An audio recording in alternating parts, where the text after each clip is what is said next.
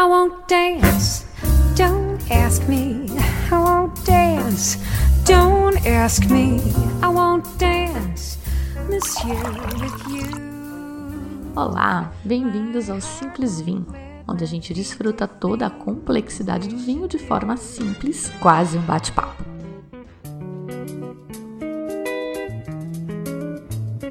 Não entendi o enredo desse samba, amor. Já desfilei na passarela do seu coração. Gastei a subvenção do amor que você me entregou. Passei pro segundo grupo e com razão. Passei pro segundo grupo e com razão. Meu coração, meu coração. Hoje eu vou dividir aqui com vocês mais uma das minhas recentes descobertas neste Brasilzão. E é meio um pacote completo. Tem vinho, tem turismo, tem história, tem uma pitadinha de bairrismo e aquela pegada social que eu curto. E tem até filosofia alemã. Vamos lá?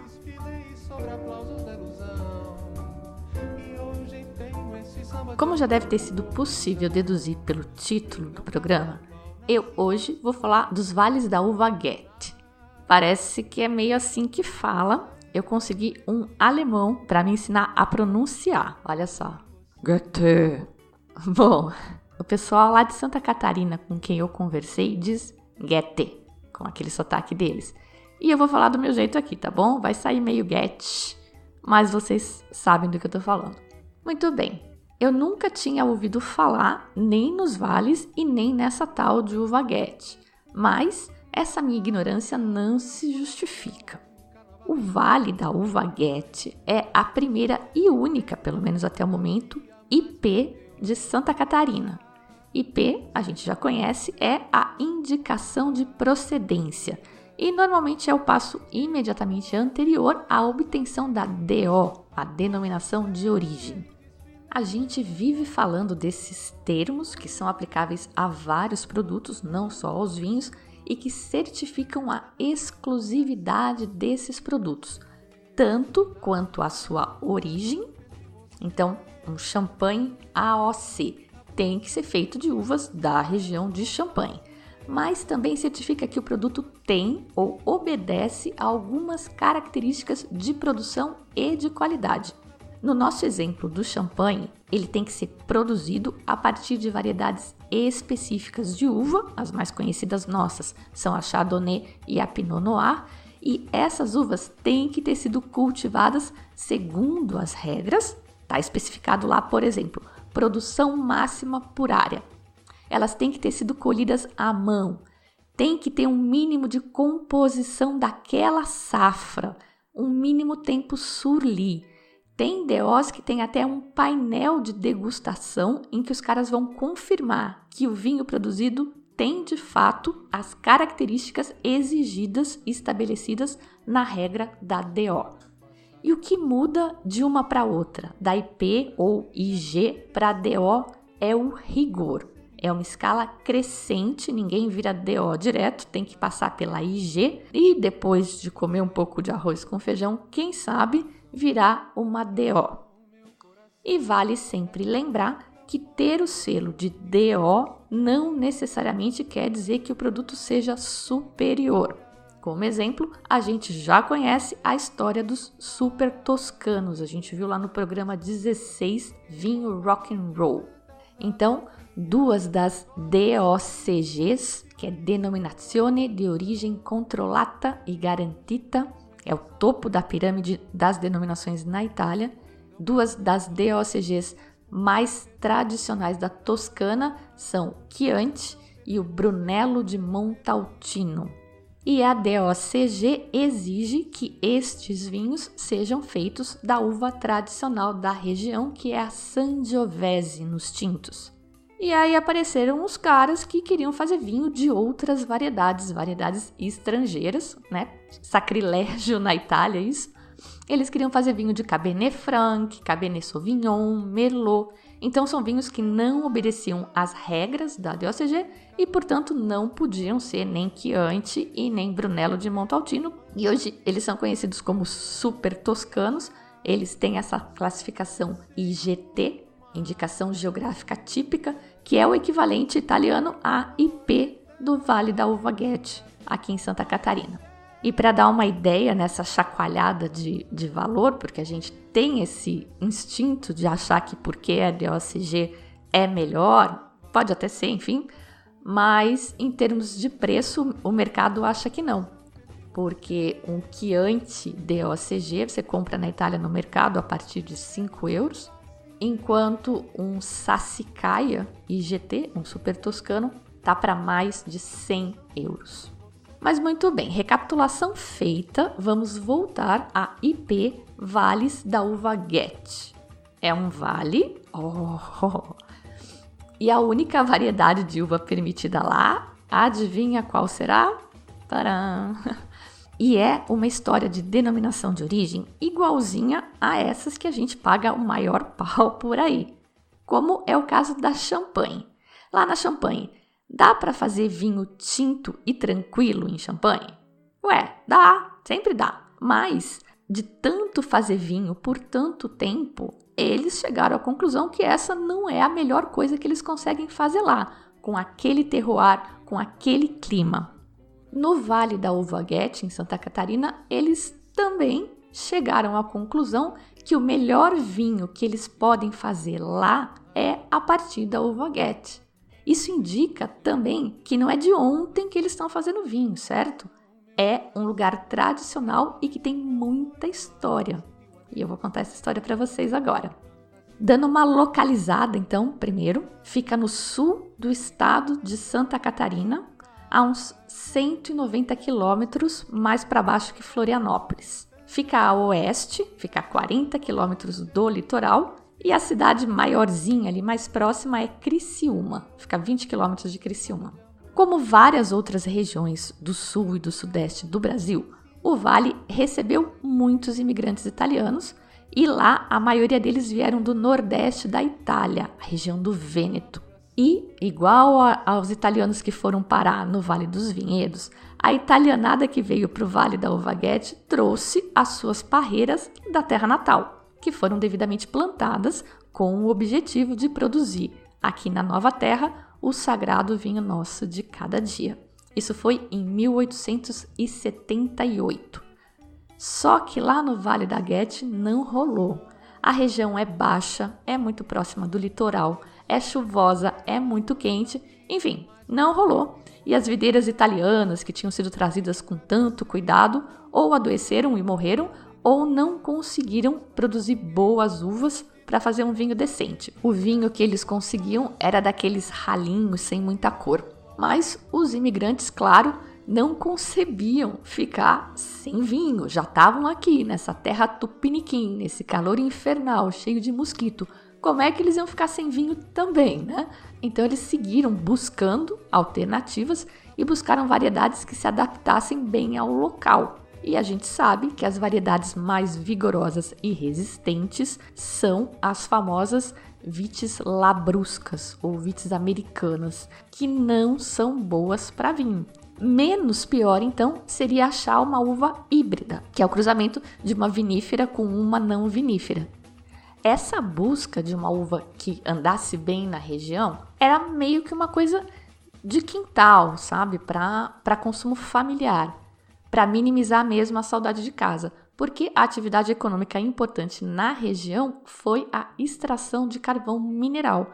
E foi justamente durante a construção da estrada de ferro Teresa Cristina para escoar esse carvão, e além de outros produtos da colônia, claro, foi durante a construção da estrada de ferro que a Ghetti chegou ali no Vale por obra do regente consular enviado pela Itália para monitorar a situação dos imigrantes e o progresso das colônias italianas no Brasil. Esse cara, o Giuseppe Caruso MacDonald, e aí você já sacou que ele inventou esse último nome, né, italiano chamado MacDonald, foi uma homenagem que ele fez à mãe dele, que era irlandesa. Bom, ele também era entendido de viticultura e vinificação, e sabendo da dificuldade que o pessoal estava tendo lá em Santa Catarina, ele trouxe de um viveiro de São Paulo uma variedade híbrida que acabou se adaptando bem à região. Essa variedade é a estrela do nosso programa de hoje, a uva Ghetti. Essa híbrida foi desenvolvida por um pesquisador americano chamado Edward Stanford Rogers, que cruzou a Moscato de Hamburgo, que é vinífera famosa, a gente conhece bem, com uma outra híbrida chamada Carter e batizou de Ghent. A variedade resultante deste cruzamento tem um genoma majoritariamente de vitis vinífera. 87,5% dos genes são da vitis vinífera e só 12,5% são da videira americana. E aqui eu queria fazer uma observação, um parênteses, porque essas composições, os nomes, quando a gente fala das uvas, eles são sempre um problema. Eu já vi muita coisa errada, que eu pude identificar que estava errada, e provavelmente já engoli muita coisa errada, devo engolir até hoje, sem saber. Então, essa história da origem da uva Ghent, que é o cruzamento da Moscato de Hamburgo com a Carter, é a história contada pelo pessoal do ProGet, que é uma associação de produtores, pesquisadores, fermentadores e consumidores.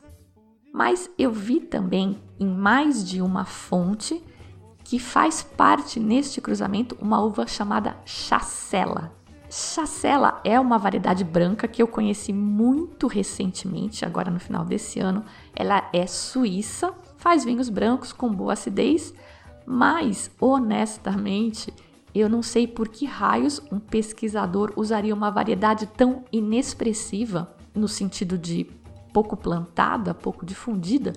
Acho que só tem na Suíça. Por que ele usaria uma uva dessas num cruzamento? Mas enfim, fica aí a observação, que em alguns lugares vocês podem encontrar que a Chasselas é parte do genoma da uva Ghent. Os vinhos do Vale da Uva Ghent são brancos. Eles podem ser tranquilos, espumantes ou frisantes e eles têm características bem parecidas com os vinhos de Moscato, por causa da mãe deles, a Moscato de Hamburgo. São aromas florais que parecem adocicados e uma acidez meio média, não são muito ácidos. Aí o pessoal diz que as particularidades do vale acrescentam aos vinhos toques salinos pela proximidade do mar e alguns aromas de frutas brasileiras, como cupuaçu e guaraná. E depois, quando eu falar dos vinhos, eu vou falar de outros aromas de frutas exóticas que a gente encontra neles. Mas bom, a Ghent foi um sucesso. A italianada de lá gostou muito, porque achava que os vinhos produzidos com a Ghent pareciam os vinhos da terra natal deles. E talvez isso seja verdade mesmo, porque uma das fontes que eu pesquisei diz que, na verdade, tem duas variedades diferentes que são conhecidas como Moscato de Hamburgo. Olha que confuso esse mundo de vinho, tá? E que nesse caso da Ghent, quando eles se referem a Moscato de Hamburgo, eles estão muito provavelmente falando da variedade chamada Schiava Grossa, que é justamente do sul do Tirol italiano, perto da região do Vêneto, local de origem da maioria desses imigrantes que vieram e se estabeleceram no Vale da Uva Ghent. Só que a Ghent de Santa Catarina é ainda mais especial, porque a uva sofreu uma mutação quando chegou ali no vale. E os vinhos desta mutação já eram mais apreciados pelo povo lá, que na época nem sabia qual era a diferença, não entendia, não tinha teste de DNA, mas eles conseguiam sentir. Esse negócio então tomou corpo em Uruçanga, que é a principal cidade que compõe o vale, que chegou a ser considerada a capital catarinense do vinho. Eles receberam diversos prêmios, inclusive internacionais, e um grande fã do vinho Ghent e grande impulsionador da região foi o presidente Getúlio Vargas. Ele fazia questão de ter esses vinhos servidos nas recepções presidenciais, que na época eram no Palácio do Catete, no Rio de Janeiro, nas embaixadas, e esse vinho também foi servido no Copacabana Palace. Ele era conhecido na época como o vinho branco de Uruçanga. E olha só, isso já é um tipo de denominação de origem, o vinho branco de Uruçanga. O Getúlio era tão fã que utilizou o Ministério da Agricultura para fomentar a produção da região e fundou lá o Instituto de Fermentação, em 1942. Só que, apesar do admirador famoso, nem tudo foram flores. Além da viticultura competir com a atividade carvoeira, que apesar de garantia, de vida mais curta, era muito mais lucrativa, rolou na época um abrasileiramento forçado por conta da Segunda Guerra Mundial e da necessidade de, abre aspas, conter o perigo estrangeiro e as ideologias nazifascistas. E esse abrasileiramento buscou romper quaisquer ligações do pessoal que estava aqui com a sua terra natal. Eles que inclusive falavam prioritariamente o italiano, principalmente o pessoal mais velho, eles foram proibidos de falar italiano em público e o negócio todo foi decaindo e eles chegaram a ter que comprar uva de fora para fazer o vinho que eles consumiam ali. Foi só no final dos anos 70 que começaram a surgir movimentos de resgate de referências identitárias e surgiu esse trabalho de reorganização e incentivo à produção vitivinícola puxado pelo Genésio Mazon, com o apoio de outros grupos e pessoas, claro, mas esse é o nome que eu queria destacar porque é um dos produtores atuais membros do Proget, que é essa associação de produtores que, com o apoio de Sebrae, Epagre, que é a empresa de pesquisa agropecuária e extensão rural de Santa Catarina, buscou e conquistou o selo da indicação de procedência para os vinhos do Vale.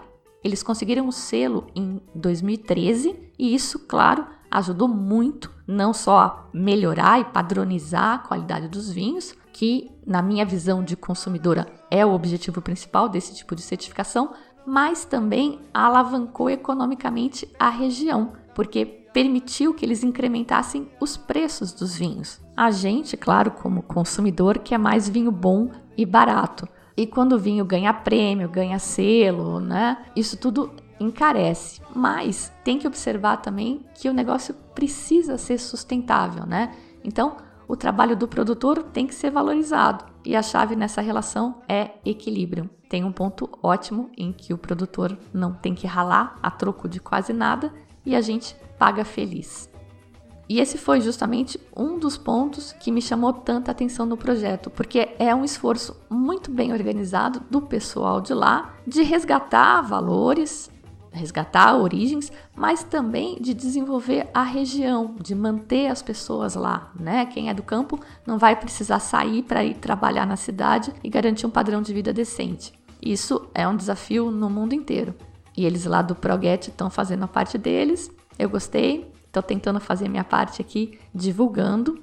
E queria comentar também que não sou só eu. Olha que ideia legal. Já ouviu falar de Slow Food? Slow Food, para mim, era o nome de um CD. A Titi aqui é da época do CD. Na verdade, era o nome de um LP quando eu conheci. Mas vamos ficar no CD mesmo, que assim todo mundo sabe o que é. E, pois bem, o Slow Food era o nome desse CD, de onde saiu essa musiquinha linda que eu escolhi para o programa de hoje. E eu vou falar dela mais pra frente, mas vocês já podem ir entrando no clima enquanto eu explico sobre o Slow Food.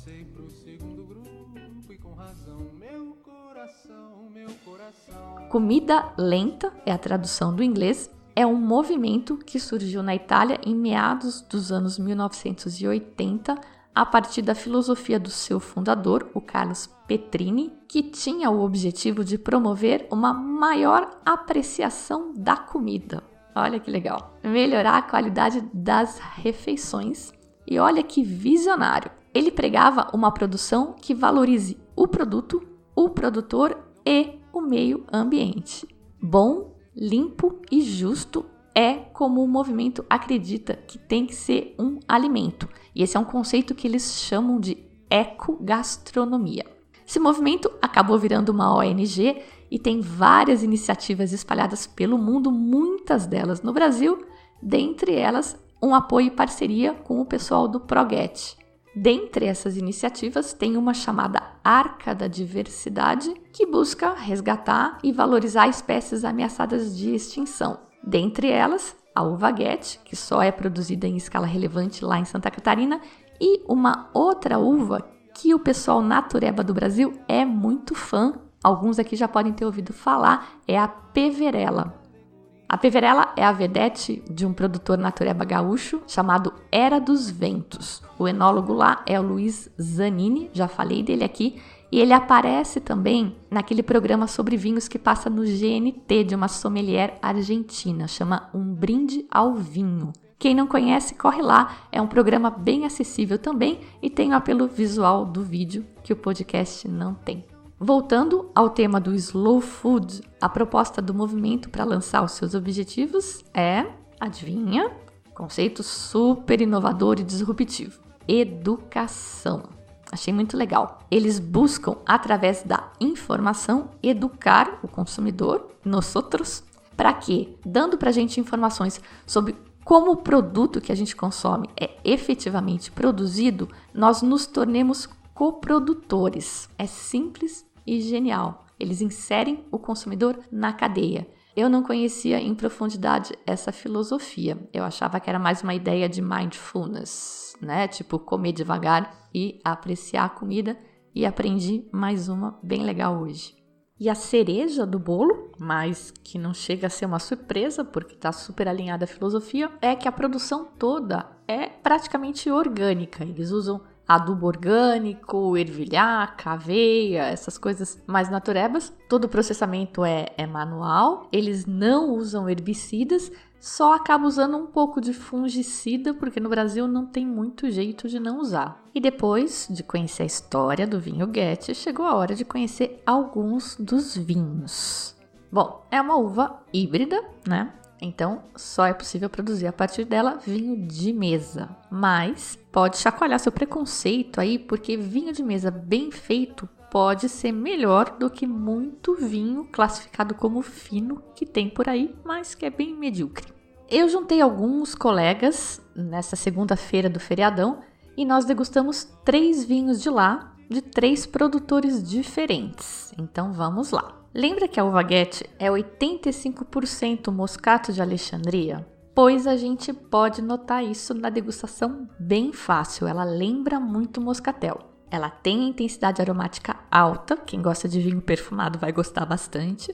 Aromas primários de frutas e flores, lichia, melão caipira, aquele melão bem laranjão por dentro, bem maduro, bem cheiroso, docinho. Uma pitada cítrica, mas não muito ácida, mais puxada para laranja-lima. E flores. Teve um colega que mencionou siriguela no vinho. Aí a gente teve que procurar no Google como é que era essa tal da siriguela. Um toque de salinidade, como a gente estava preparado para achar, e guaraná. Acabamos assim achando guaraná e um pouquinho de mel também, relacionado com essa doçura.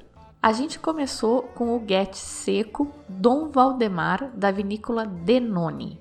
A gente só sabe que ele é seco porque está escrito no rótulo, porque dá quase para jurar que ele é no mínimo meio seco. A acidez eu não sei se é média e que é mais baixa do que a gente está acostumado, ou se são os aromas que sugerem essa sensação de doce, ou se são as duas coisas combinadas. Mas eu senti o vinho bem docinho e bem gostosinho, bem leve. A gente até brincou que é vinho perfeito para casamento, para tomar bem geladinho na beira da piscina. E olha só a vantagem aqui, por uma fração do famoso Rosé Piscine, né? Vocês devem conhecer aquela garrafa linda, toda embrulhada num plástico azul, e que é um vinho que é para você botar gelo e tomar na beira da piscina, mas custa mais de R$100. O Goethe não deve passar de 30, sou muito mais o Goethe. Ele não parece vinho de garrafão, apesar de ser da uva híbrida, mas sim tem no final um gostinho daquela uva Itália, sabe aquela uva verde? Parece que você está comendo uma uva Itália. Uma pessoa mais rigorosa, mais clássica aí com essa coisa de vinho, ela provavelmente vai criticar, mas essa pessoa também não vai ser fã do Rosé Piscine, né? E o Rosé Piscine é bem legal, ele é gostoso para tomar na piscina, geladinho, né? Com gelo. Eu só acho ele muito caro para essa proposta. Na dúvida, eu iria de Goethe Dom Valdemar. Os 2 outros vinhos da noite eram espumantes. Primeiro, a gente provou o demi-sec da Trevisol, que chama Astro.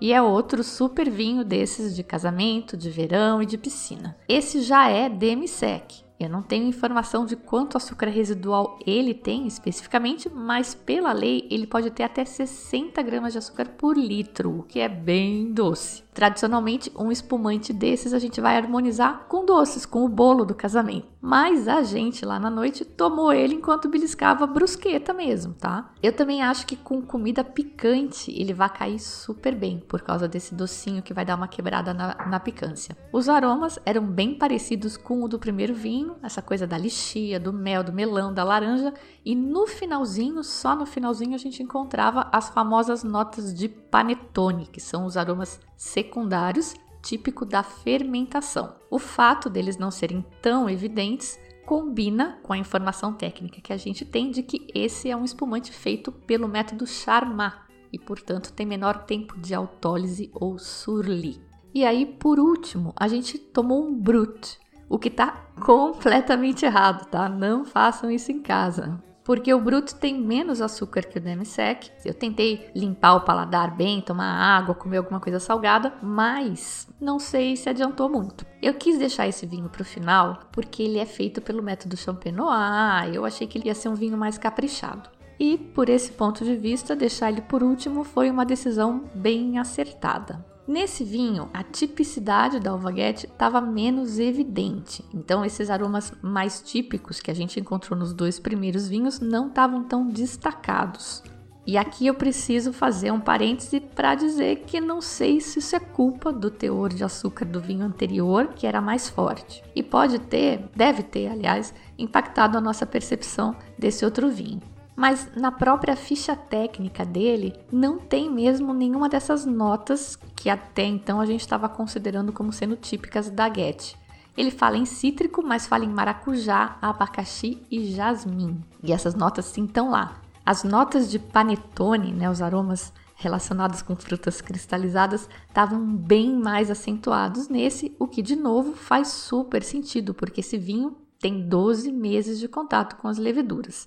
A borbulha dele também é mais fininha e a consistência é mais cremosa na boca. Olha, bem melhor do que muito espumante estilo champanhe por aí, que é aquele com Chardonnay e Pinot Noir. E com Moscatel não vou nem comparar. Esse foi o Casa del Nonno Brut. O produtor desse vinho é a vitivinícola Uruçanga.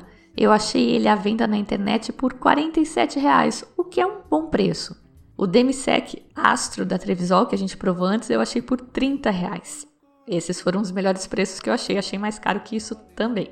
Mas o mais legal de tudo que eu achei é que além de ter essa história toda bem legal, essa coisa de só ser produzido aqui no Brasil, o vinho também é legal, tá? Foi super aprovado e por todo mundo. Eu até fiz questão de provar ele com colegas para não ser a única pessoa emitindo opinião. Depois, pesquisando para fazer o programa, eu acabei descobrindo que alguém levou uma versão demi-sec desse Casa del Nonno, que foi o último vinho que a gente provou, para a Alemanha, numa reunião da Sociedade Literária Gesellschaft, no meu alemão tupiniquim top. Essa associação se dedica a estudar a obra do autor alemão Johann Wolfgang von Goethe, e eu tô muito gastando um alemão que eu nem tenho aqui, sejam pacientes e tolerantes, por favor. Bom, essa sociedade estuda a obra do filósofo e escritor alemão Goethe, e o pessoal lá não conhecia a uva. Claro que não conhecia, né? Nem a gente aqui conhece direito. E o pessoal de lá achou que o vinho parecia com os champanhes franceses, olha só. Pode até ser que esse pessoal não manje nada de vinho e muito menos de champanhe, mas eles moram ali do lado, né? Eles devem estar acostumados a provar um ou outro de vez em quando. Um pouquinho devem saber. E eu deixei aqui para o finalzinho uma curiosidade sobre o nome da uva, que todo mundo logo assume que foi uma homenagem ao escritor alemão Goethe, mas na verdade pode ter sido uma homenagem a um outro alemão menos popular, o Hermann Goethe, que era um estudioso de viticultura e autor de um livro sobre ampelhografia, que era a forma que existia antigamente de classificar as variedades de uva pelo formato das folhas. Só dava para fazer assim até muito recentemente, quando a gente não tinha exame de DNA. Esses vinhos não são fáceis de encontrar fora da região do sul de Santa Catarina. Eu achei 2 lojas online e vi gente vendendo no Mercado Livre também. Mas a gente pode unir o útil ao agradável e ir visitar a região, que engloba as cidades de Uruçanga, Pedras Grandes, Morro da Fumaça, Içara e Nova Veneza.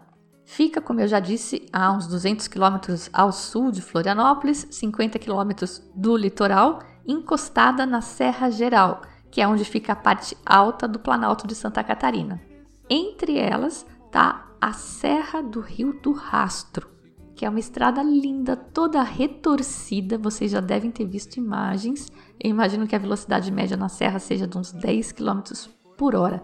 E ela liga as cidades de Lauro Miller a São Joaquim e a famosa Urubici, ponto mais alto e mais frio do estado e acho que do Brasil também. Subindo também para o Planalto, mas por um outro lado, outra serra bonita, a Serra do Corvo Branco, mesmo estilo. Para o lado do litoral, tem várias cidades históricas, como Laguna, com o Farol de Santa Marta. Por toda a parte lá no estado tem turismo termal. Eu não fazia ideia, mas parece que Santa Catarina é o estado com mais fontes termais do país. All over the place. E tem as próprias cidades que compõem o Vale do Vinho e da Uvaguete. Na segunda quinzena de janeiro acontecem as festas da Vindima, onde vocês podem fazer aquelas atividades típicas de pisar na uva, colher a uva, degustações, tem os produtos típicos também. As cidades ainda têm muitas referências históricas, tanto ao cultivo de vinho quanto à terra natal do povo que colonizou lá, os italianos. E em Nova Venezia tem até uma gôndola vinda diretamente de Veneza de verdade. Fora da Vindima tem também a visitação às vinícolas. Todas elas fazem degustações, algumas oferecem produtos coloniais, refeições e até hospedagem, só precisa reservar antes. Para quem vai de longe e gosta de vinho, dá para esticar, aliás, vale muito esticar o passeio até a Serra Catarinense, que está produzindo ótimos vinhos, os famosos vinhos de altitude. Estou planejando ir para lá e fazer um programa. Para quem gosta de paisagem, vale a esticada para o sul, até a praia de Torres, com aquelas famosas torres de pedra, o que é uma raridade no litoral gaúcho, cheio de praias de areia planas. Fica a míseros 120 quilômetros de Uruçanga. A um pulinho dali dá para esticar também até um dos lugares mais bonitos do Brasil, o Parque Nacional dos Aparados da Serra, especialmente o Canyon do Itaimbezinho. Esse eu conheço e é lindo de viver, vale super. E aliás, por falar em espetacular, fala se essa história de Uvaguete não é show também. Pensa que a gente fica babando o ovo muito e paga a maior grana para conhecer vinhos com histórias bem menos interessantes que essa, só que fora do Brasil. Meio que só porque é fora do Brasil. Esse aí é santo de casa, mas é legal, tem que valorizar. E aí eu queria terminar o programa agradecendo a Patrícia Mazon, que é a herdeira, uma das herdeiras e proprietárias da vinha Mazon. O Genésio Mazon, que eu falei lá no começo, foi um dos responsáveis pelo renascimento da Guete nos anos 1980. A Patrícia é também secretária da Associação dos Produtores de Uva e do Vinho Guete, o ProGuete. Queria agradecer então a todo o pessoal do ProGuete, mas a Patrícia foi meu contato lá e foi quem reuniu e escolheu os vinhos que ela mandou aqui para São Paulo. E a gente degustou 3, mas ela me mandou 5 vinhos, um de cada um dos produtores associados, e tenho 2 aqui ainda que eu vou levar nas degustações com vocês, nas confrarias Simples Vinho. Quem vier nas 2 próximas vai poder provar. A gente vai ter a última de 2018, agora no dia 28 de novembro, já está lotada, mas a próxima já está marcada para 30 de janeiro. Os interessados já podem ir se organizando e reservando seus lugares. Agradecimento também aos colegas que compartilharam essa degustação comigo. A experiência é sempre mais rica quando compartilhada. Sem meus colegas, o Paulo, a Diana e a Karine, eu jamais teria encontrado aromas de guaraná no vinho e seguiria sem saber o que é uma seriguela. Carnavalesco não foi mais, e o adereço teve um 10 na fantasia, mas perdeu em harmonia. Ao longo do programa, a gente ouviu Enredo do Meu Samba, composição clássica do Jorge Aragão, poeta do samba brasileiro, aqui na versão Slow Food do Nouvelle Cuisine.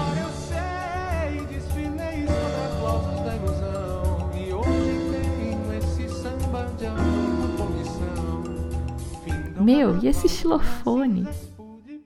Na abertura do programa, a gente ouviu, como sempre, Jane Monhai e Michael Bublé com I Won't Dance. Eu sou a Fabiana Kinosaisen e vou ficando por aqui com um simples vinho. Tchim, tchim.